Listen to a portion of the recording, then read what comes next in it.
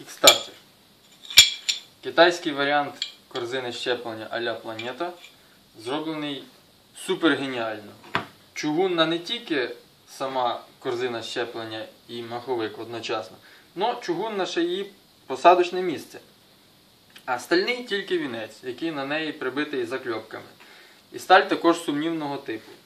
На самій зірочці і з храповиком були заусенці, царапини, і воно все було підкалене, що благополучно з кожним заводженням з'їдало основу, на якій вона крутиться, маточину. Ну, наш геній технічного дива, який повинен це все вернути до нормального життя, проточив основу, зробили втулочку, яка одівається, і тепер сталь ходить не по чугуну, а по бронзовій втулочці. Можете її побачити ближче. Приближаю. Відповідно, також загострюємо зубці.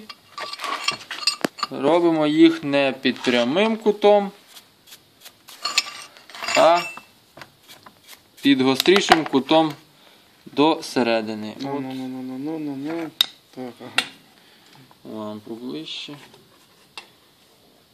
Тебе так близько. Видно, да. А покажи отвертки. От, вони, виходить, ізначально вони йдуть під прямим кутом, а ми їх зарізаємо під гострішим кутом, що спричиняє кращий захват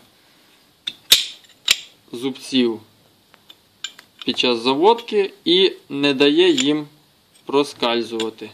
І проскальзувати храповику Kickstarter.